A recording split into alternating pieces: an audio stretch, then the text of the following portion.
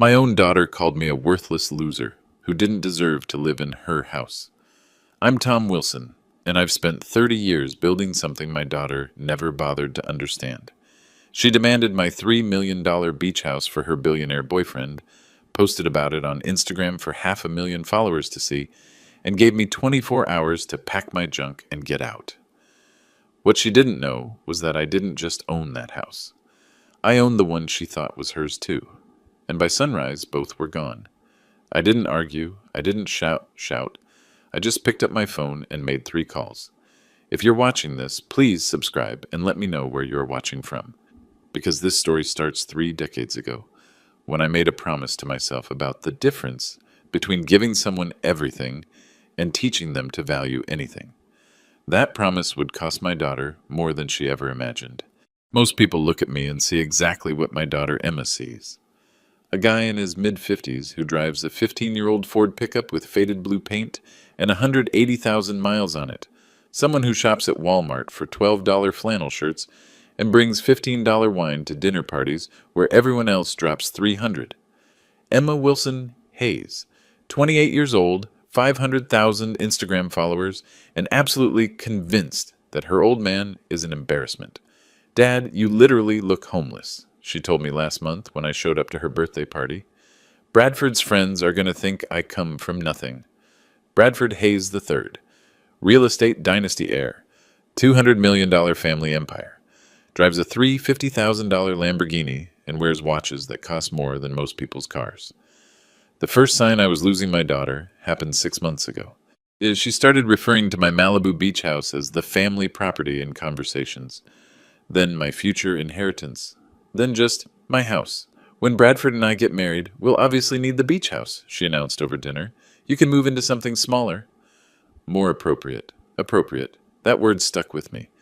The second sign came when she posted an Instagram story from my living room. The caption read, "Dealing with family drama." Some people just don't understand their place anymore. The comments were brutal, her followers calling me a boomer dad who was holding back her success. One person wrote, "Girl, just take what's yours. Old people don't need beach houses." Emma screenshotted the worst comments and sent them to me. "See? Even strangers get it." I never responded to those texts. I just saved them. What Emma doesn't know is that I've been watching her Instagram stories for months. Watching her show off the penthouse apartment I pay $8,000 a month for. The $35,000 Hermes bag I bought for her graduation. The $95,000 Range Rover lease that comes out of my account every month. In her world, she earned all of it. I was just the lucky guy who inherited one house and somehow managed to keep paying for her lifestyle. "My dad's kind of a fixer-upper person," I heard her tell Bradford's mother at a charity event last spring.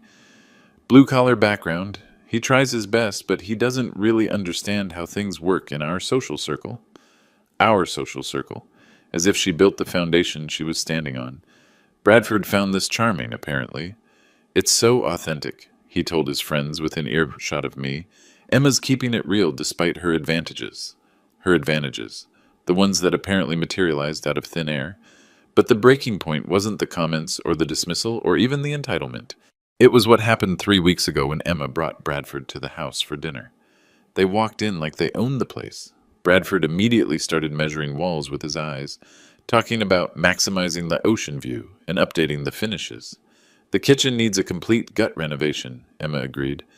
"Maybe we can get started on plans while I'm still here, in my own house." "Dad," Emma said as they were leaving, "Bradford and I have been talking. We're ready to take over the property management. You've done your part, but it's time for people who understand real estate to handle things. People who understand real estate." I nodded and said nothing. That night, Emma had no idea what she'd just triggered. The text message came at 7:30 the next morning. "Dad, Bradford and I have decided. We need you out of the beach house by next Friday. We're having the locks changed and starting renovations. I've already called a realtor friend to help you find something more suitable for your budget." My budget. The budget she thought she understood. I called her immediately. She answered on the 4th ring, sounding annoyed. "Emma, we need to talk about this." "There's nothing to talk about. I'm 28 years old.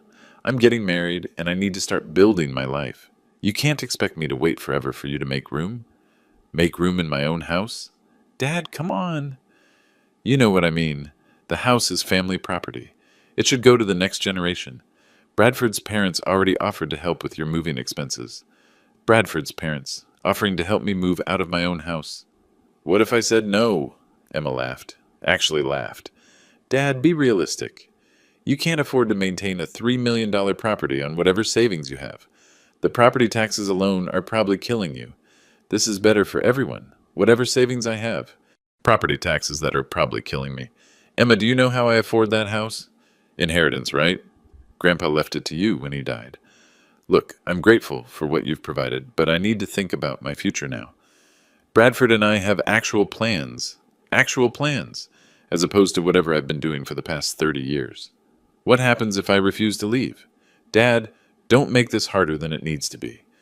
Bradford's father knows property law. He says squatters' rights don't apply to family disputes, and since you never put the house in a trust or anything, we can work something out legally, squatters' rights, in my own house. I'll need to see these legal options in writing. Fine. Bradford's sending over some papers this afternoon. Just remember, we're trying to do this the nice way. Don't force us to get attorneys involved. She hung up. I sat in my kitchen, looking out at the ocean through windows. I've watched the sunrise through for 15 years and realized my daughter genuinely believed she was doing me a favor. The papers arrived by courier at 2 p.m., beautifully formatted letterhead from Hayes & Associates, Bradford's father's firm. The language was polite but clear. I had 30 days to transition ownership of the Malibu property to Emma, or face formal legal proceedings to resolve the inheritance dispute. Inheritance dispute, for a house I bought with my own money. The letter included a detailed timeline. Week 1, pack personal belongings. Week 2, coordinate with Emma's chosen realtor to find appropriate alternative housing. Week 3, finalize property transfer. Week 4, complete move-out. They'd even calculated my estimated living expenses based on typical retirement income for someone of your professional background. The number was insulting. But what really got my attention was the final paragraph. We understand this transition may be emotionally difficult, but we're confident this arrangement serves everyone's long-term interests, including your own financial stability. My own financial stability. They were helping me avoid bankruptcy by taking my house.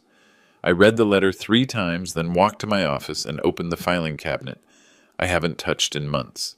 The one Emma's never seen inside. The documents were exactly where I left them. Ocean View Holdings Incorporation papers, property acquisition records, bank statements, Forbes article from 2 years ago titled The Stealth Moguls of Coastal Real Estate. I spread everything across my desk and took pictures with my phone. Then I made a list of calls I needed to make. First call, Margaret Anderson, my attorney for 25 years. She picked up immediately. Tom? What's wrong? You sound different. Margaret, I need you to prepare some documents. And I need them fast. What kind of documents?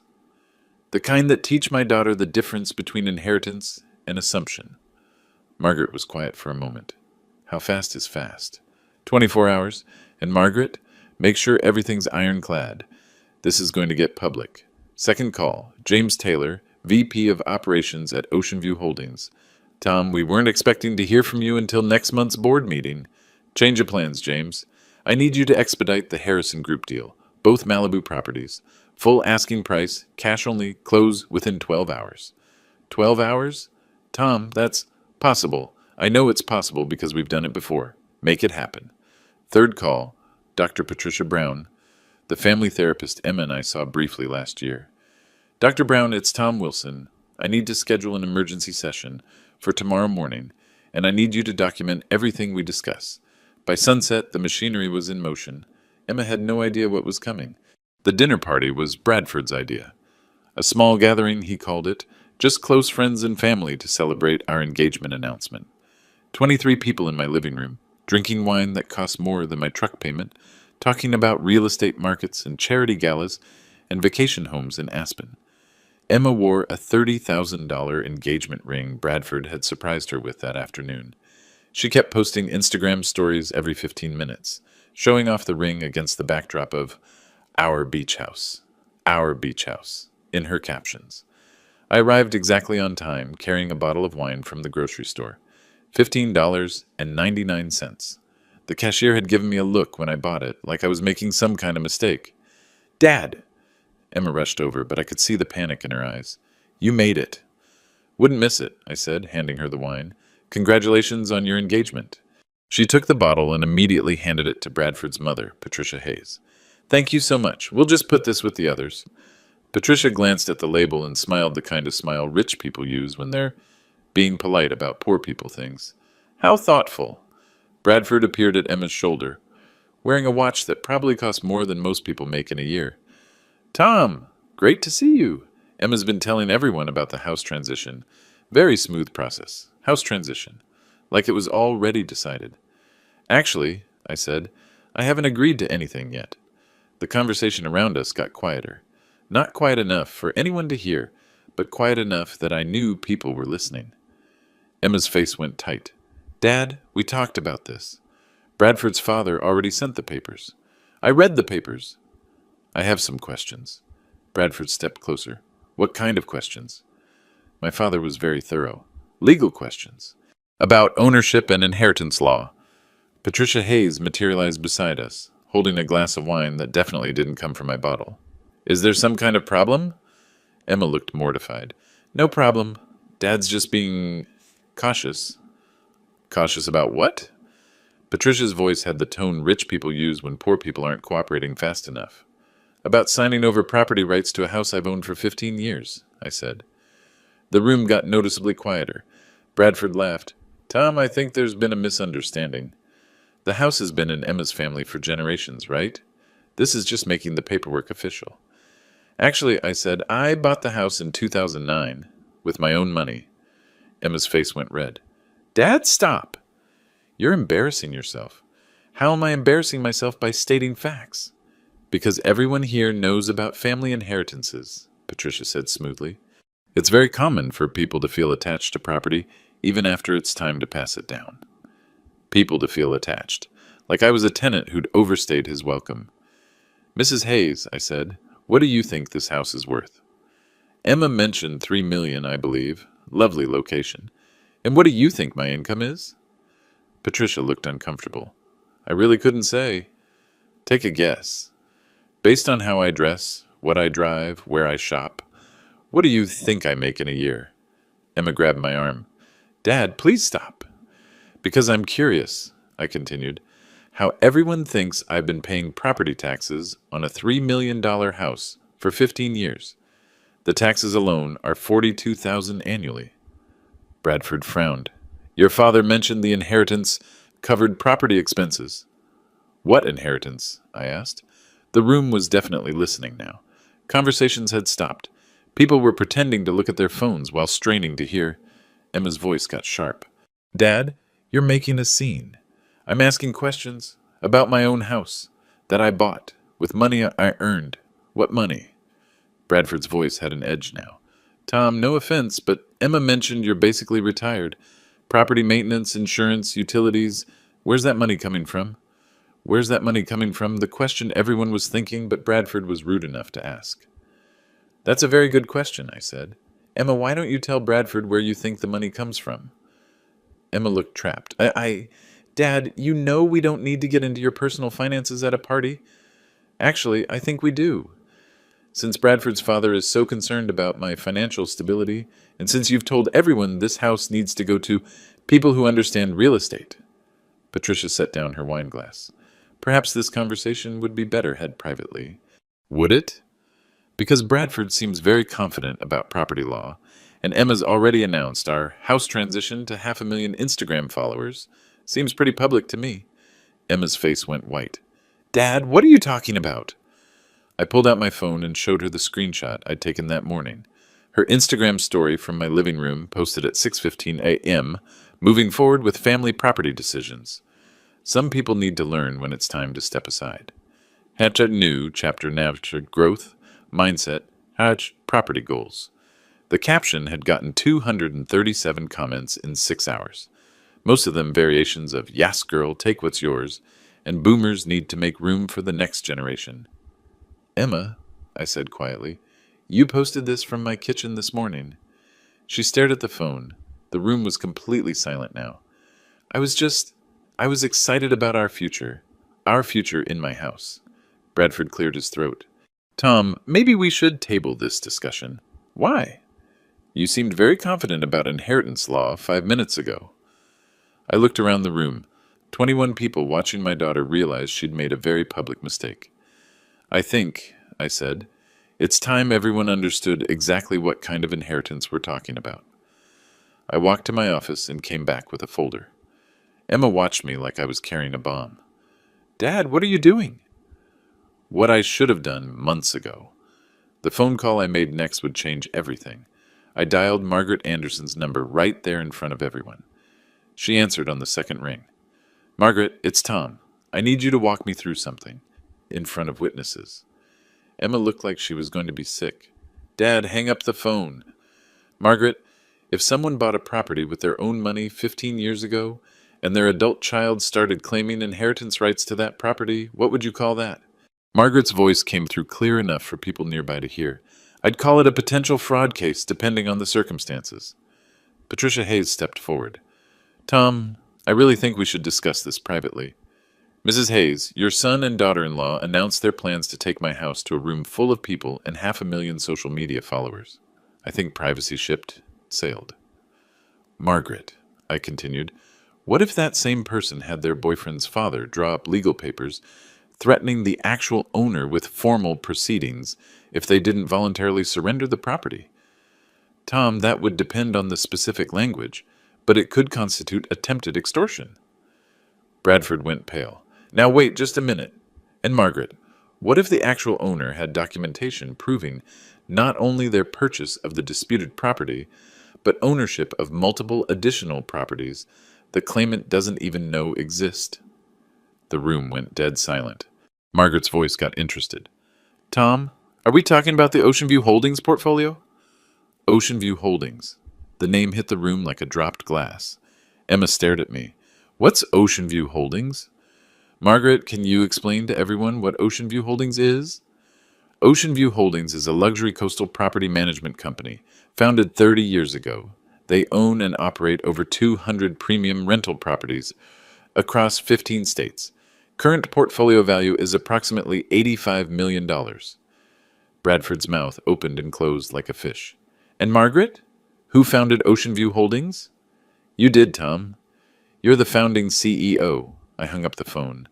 The silence in the room was so complete I could hear the ocean outside. Emma's voice came out as a whisper. That's not possible. Which part isn't possible? You drive a 15-year-old truck? You shop at Walmart? You brought $15 wine to my engagement party? I also own the building where Bradford's father has his law office. Bradford made a choking sound. And the office building where Patricia's interior design firm is located. Patricia Hayes looked like she'd seen a ghost. And the hotel where you and Bradford had your first date. The Seaside Grand, property number 47 in the Ocean View portfolio. Emma sat down hard on the couch. This isn't real. I opened the folder I'd brought from my office. Bank statements from First National Trust. As of yesterday, liquid assets total $87.2 million. I pulled out another document. Forbes magazine, September 2022 issue. America's Invisible Real Estate Kings. There's my photo on page 63. They called me the Phantom of Pacific Property. Emma grabbed the magazine. Her hands were shaking. Property acquisition records for the past 15 years. 220 properties purchased, renovated, and converted to luxury rentals. Average return on investment, 32% annually. I pulled out my phone and opened an app. This is the Ocean View Holdings Management Dashboard. Real-time occupancy rates, revenue tracking, maintenance schedules.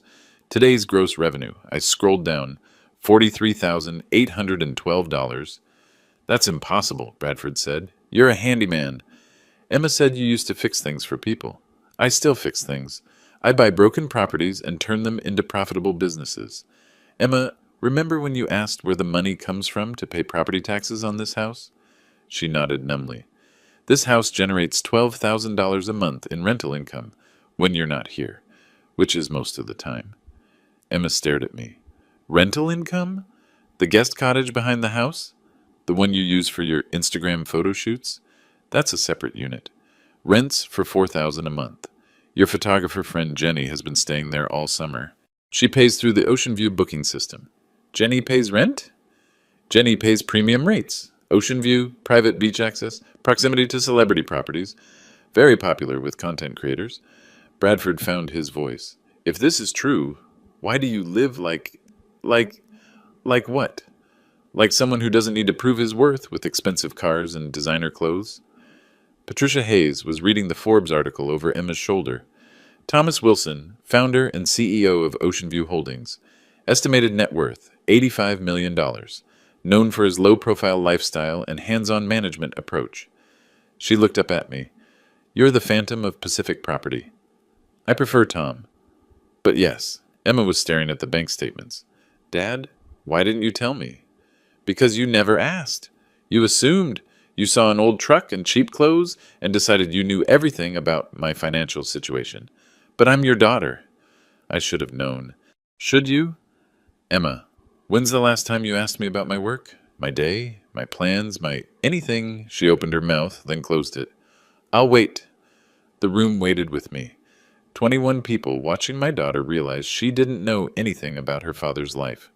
Finally, she whispered, I don't remember. Neither do I said.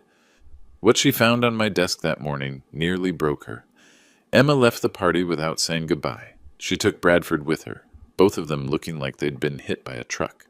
The remaining guests found excuses to leave within 20 minutes, and by 10 p.m. I was alone in my house with 23 empty wine glasses, and the satisfaction of watching entitled people realize their assumptions had consequences. At 11:30 p.m., my phone started buzzing with Instagram notifications. Emma had gone live. I opened her Instagram and found myself watching my daughter have a complete meltdown in real time. She was in her Range Rover, parked somewhere I didn't recognize, with tears running down her face and her 500,000 followers typing rapid-fire comments. You guys, I don't even know where to start.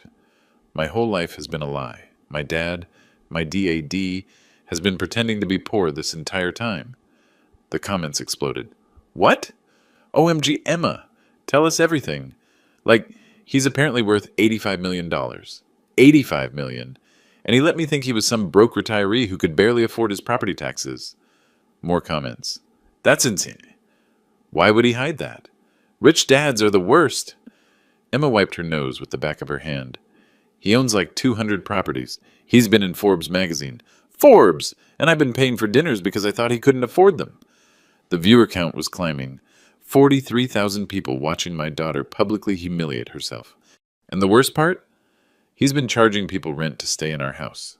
Our house. Like Jenny, my photographer, she's been paying $4,000 a month to stay in the guest house. $4,000, and my dad never told me. Bradford appeared in the frame, looking defeated. Babe, maybe you shouldn't. No, Bradford. My followers deserve to know what kind of family they're supporting. My dad deliberately deceived everyone. He made me look like an idiot in front of your parents. 48,000 viewers now. And you know what else? He's been testing me this whole time, watching me make assumptions about his money, letting me plan my future around inheriting his house, and just waiting for me to reveal what kind of person I really am. She was sobbing now. And I failed. I completely failed. I tried to steal my own father's house because I thought he was too poor and too stupid to stop me. The comments were split between sympathy and shock. Some people defending Emma. He should have told you. Parents shouldn't test their kids like that. Others were brutal. You tried to steal his house. This is what entitlement looks like. Your dad sounds like a legend. Bradford's dad sent legal papers to my father. Legal papers, threatening him if he didn't give up his own house. And my dad just let us do it. He let us make complete fools of ourselves. 52,000 viewers. Bradford tried again. Emma, please turn off the camera. Why? So we can pretend this didn't happen? So I can go back to posting about my perfect life while my dad thinks I'm a greedy, entitled brat? She looked directly into the camera. Because that's what I am. I'm exactly the kind of person who would try to steal her father's house because she thought he couldn't afford a lawyer to stop her. The comments were getting nastier. This is so cringe. Delete this while you still can. Your dad dodged a bullet. R.I.P. your reputation. You know what the really sick part is? He pays for everything. Everything. My apartment, my car, my credit cards, my lifestyle. And I convinced myself that I deserved it because he was just some lucky guy who inherited a house.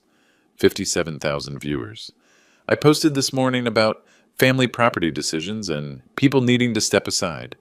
I told 500,000 people that my poor old dad needed to make room for the next generation, and all those people cheered me on because they thought I was taking back what was mine. She held up her phone, showing the morning's Instagram story. Look at these comments. Look what I encouraged people to say about my father. The comments on her live stream were getting worse. Emma, this is painful to watch. Girl, stop. Your career is over. This is actually sad. 23 people watched me try to humiliate my dad tonight, and instead I humiliated myself, in front of Bradford's family, in front of everyone who matters in our social circle. Bradford was pleading now. Emma, please, end the stream. Bradford, your parents think my dad is a deadbeat. Your father tried to intimidate him with legal threats. Your mother offered to help pay his moving expenses because she thought he was too poor to afford them himself. 61,000 viewers. And my dad just stood there and let it happen. He could have stopped it at any time. He could have pulled out his Forbes article or his bank statements or his business cards, but he didn't. He let us reveal exactly who we really are. Emma looked exhausted. He let me show 500,000 people what I'm really like when I think no one important is watching. The comments had turned sympathetic again. Emma, you're having a breakdown. Please get help. Call your dad. This isn't healthy. I don't know how to fix this. I don't know how to apologize for trying to steal someone's house. I don't know how to explain to my followers that everything I've posted about my life has been built on lies. She wiped her eyes. My dad owns the hotel where Bradford and I had our first date. He owns the building where Bradford's father works. He probably owns half the places I've tagged on Instagram. The viewer count hit 64,000. And I called him worthless. I called him a loser. I told him he didn't deserve to live in his own house. Emma looked directly into the camera one last time. If you're watching this, Dad, I'm sorry. I'm so sorry. And I understand if you never forgive me. She ended the stream. 64,000 people had watched my daughter destroy her own reputation in real time. By sunrise, the life she knew was over. Emma showed up at my house at 6:15 the next morning. I was drinking coffee on the deck, watching the sunrise, when I heard her Range Rover in the driveway. She looked like she hadn't slept. Her Instagram Live breakdown had been clipped and shared across every social media platform by people who couldn't believe what they'd witnessed. TikTok compilations, Twitter threads, YouTube reaction videos. My daughter's meltdown had gone viral in the worst possible way. Dad? I turned around. Emma was standing in the doorway, still wearing yesterday's clothes, holding her phone with a cracked screen. Can we talk? Of course. She sat down across from me, looking out at the ocean.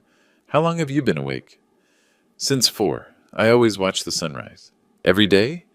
Every day I'm here.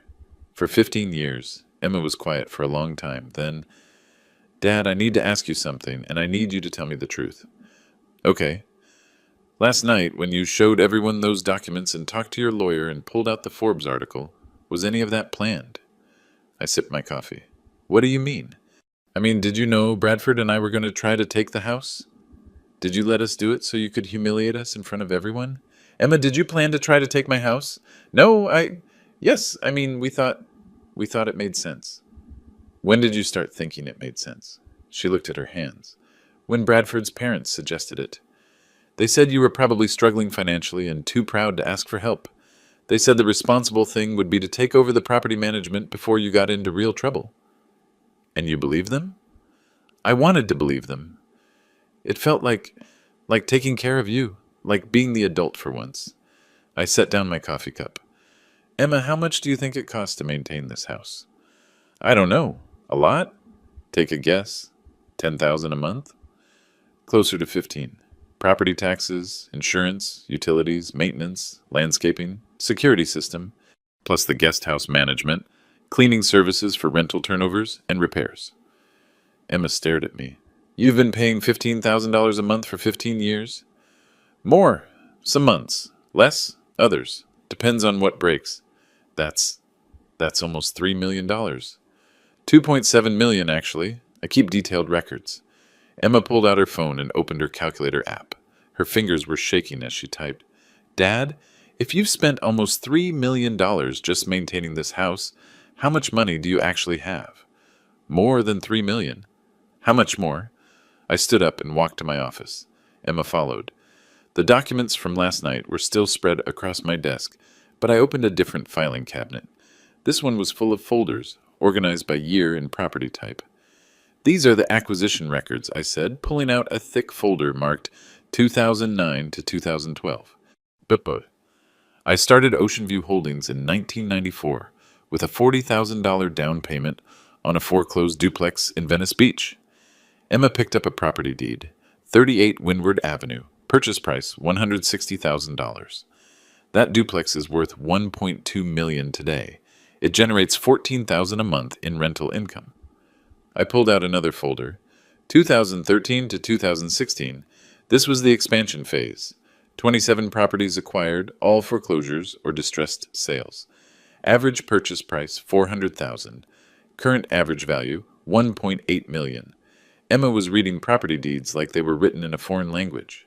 Dad, how many properties do you own? As of yesterday, 220. 220 properties. Beach houses, mountain cabins, downtown lofts, suburban rentals. Ocean View Holdings has properties in California, Oregon, Washington, Nevada, Arizona, Colorado, Utah, Hawaii, Florida, North Carolina, South Carolina, Carolina, Georgia, Virginia, Maryland, and Massachusetts. Emma sat down hard in my desk chair. How is that possible? Compound interest, reinvestment, and a lot of very long days. I pulled out a laptop and opened the Ocean View Holdings management portal.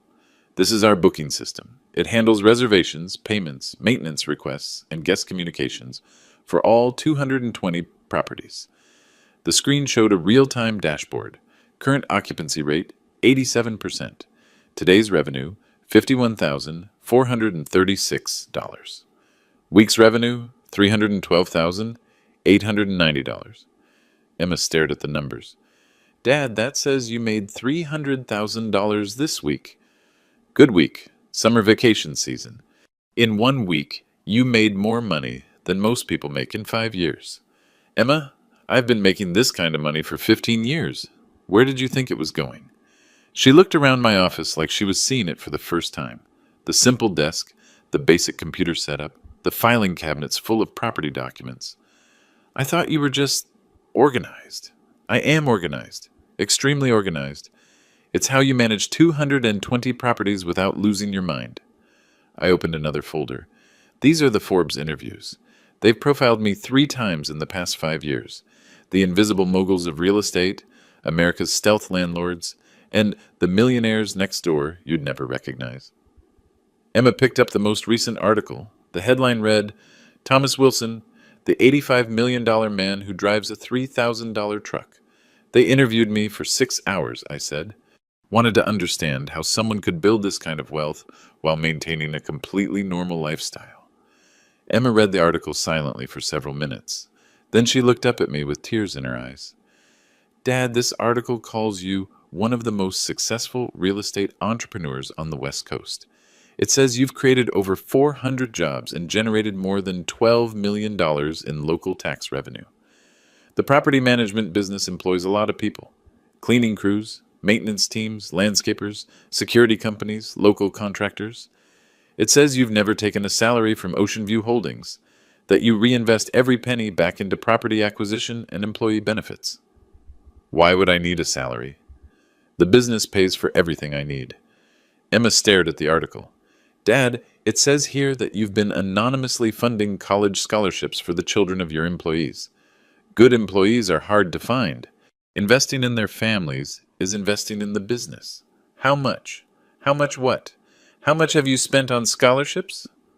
I pulled out another folder. $843,000 over the past 10 years. 47 kids so far. Engineers, teachers, nurses, business majors. 2 of them work for Ocean View now. Emma was crying openly now. Dad, I tried to steal your house. You tried to steal one of my houses. How many houses do you own that I don't know about? I smiled. Emma, you know about 2 properties, this house and your apartment building. I own both of them, plus 218 others. You own my apartment building? I bought it 3 years ago. The previous owner was raising rents and evicting long-term tenants. I thought you'd be more comfortable if I controlled your living situation. Emma put her head in her hands. Oh my God. Emma, there's something else you need to know. She looked up. I don't own these properties anymore. Her face went white. What do you mean? I mean I sold them. Yesterday. Both this house and your apartment building. You sold my apartment. I sold everything you thought was yours. Emma stared at me in complete shock. The new owners take possession at noon today. At exactly 7 a.m., my phone rang. James Taylor, Ocean View Holdings, Vice President of Operations. Tom, it's done. Both properties sold to Harrison Development Group. Wire transfers completed 23 minutes ago. 6.4 million total, cash deal, no contingencies. I put him on speaker. Emma listened with her mouth open. James, can you confirm the timeline? Sale contracts executed at 6:07 a.m. Property transfers filed with the county at 6:31 a.m. Harrison Group's attorneys are preparing possession notices now.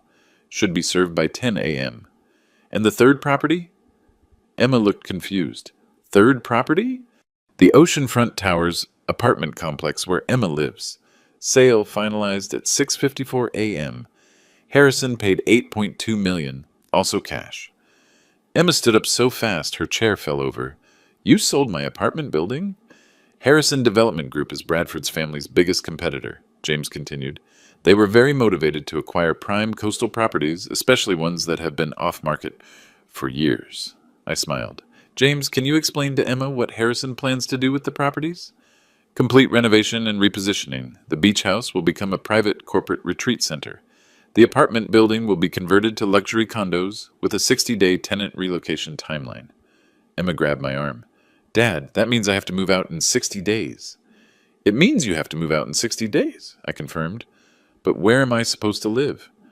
That's an excellent question. Where do you plan to live? Emma looked panicked. I don't know. I don't have any money saved. You pay for everything. I pulled out my phone and opened my banking app. Emma, look at this account. She leaned over to see the screen. Emma Wilson Trust Fund. Balance $0. What happened to my trust fund? You never had a trust fund. You had a monthly allowance that I transferred from my personal account. $8,000 for rent, $3,000 for expenses, $2,000 for discretionary spending, $13,000 a month for 7 years. Emma did the math on her phone. Dad, that's over $1 million. $1,092,000 to be exact. Where is it going to come from now? It's not. Emma stared at me. What do you mean? I mean the monthly transfers stop today. Your apartment lease terminates in 60 days. Your car lease terminates when this month's payment doesn't go through. Your credit cards get canceled when the autopay accounts are closed. Dad, you can't just cut me off completely. Can't I? Emma's phone started buzzing. She looked at it and went pale. Bradford's calling. Answer it. She swiped to accept the call and put it on speaker. Bradford's voice came through frantic and angry. Emma, what the hell did your father do? My dad just got a call from Harrison Development Group. They own our properties now, all of them. I know, Bradford. He sold them. He sold them to our biggest competitors. Do you have any idea what this means for my family's business? Emma looked at me helplessly. Bradford, I'm sorry. I didn't know he was going to...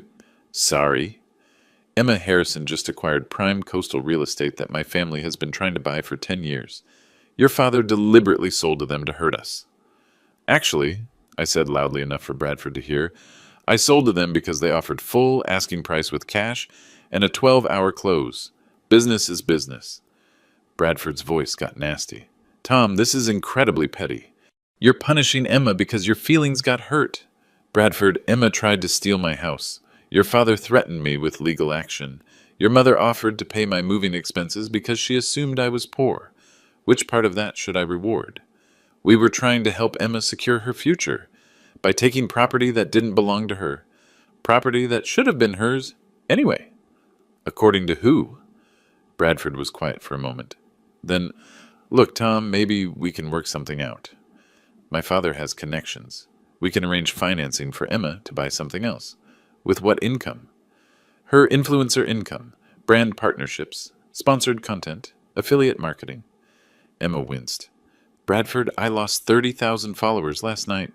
My brand partnerships are getting canceled. Nobody wants to work with someone who tried to steal her father's house. What do you mean you lost followers? Emma showed me her phone. Her Instagram account, which had 500,000 followers yesterday, now showed 423,000 and dropping. My Instagram Live last night has been turned into compilation videos. Entitled Influencer Tries to Steal Dad's House, Rich Girl Meltdown Goes Viral, When Privilege Meets Reality. They're everywhere.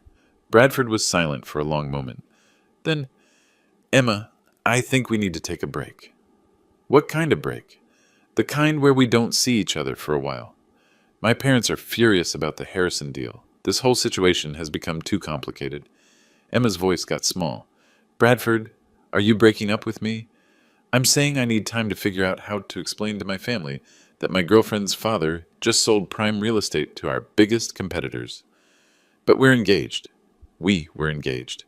Before your father declared war on my family's business, I took the phone. Bradford, I didn't declare war on anyone. I sold property to buyers who met my terms. If that hurts your family's business, maybe your family should have made better offers. Tom, this isn't over. Actually, it is. Emma is no longer my financial responsibility, which means she's no longer your access point to Ocean View Holdings properties. I'd recommend your family start looking for real estate investments elsewhere. I hung up. Emma stared at her phone like it had betrayed her. Dad, Bradford just broke up with me. I heard. Because of what you did. Because of what we both did, Emma. The difference is I did it on purpose. Emma started crying again. Dad, I don't have anywhere to go. You have 60 days to figure it out. With no money, no job, and no boyfriend. Welcome to adulthood. The eviction notice was served at exactly 10 a.m. by a Harrison Development Group attorney who looked like he'd rather be anywhere else. Emma signed for it with shaking hands while I watched from the kitchen window. By noon, the story had exploded beyond social media. Local news picked it up first. Malibu property mogul sells $14.6 million in real estate after family dispute. Then the real estate blogs got hold of it. Ocean View Holdings CEO executes stunning revenge sale to Harrison Group. Emma's phone hadn't stopped ringing. Reporters, bloggers, former brand partners, friends who suddenly wanted to check in and get the inside story. She turned it off after the fifth call from someone claiming to be from TMZ. Dad, there are photographers outside. I looked out the front window. 3 cars parked across the street, telephoto lenses pointed at the house. They want pictures of the house that started the viral family feud, I said. You're famous now. This isn't the kind of famous I wanted to be. Emma's Instagram account was hemorrhaging followers by the hour, down to 387,000 and falling. The comments on her recent posts were brutal. Her brand partnerships were getting canceled faster than she could read the emails. Fashion Nova, Revolve, Daniel Wellington, Athletic Greens, all gone within 6 hours. Dad, Sugar Bear Hair, and Sugar Bear just terminated my contract.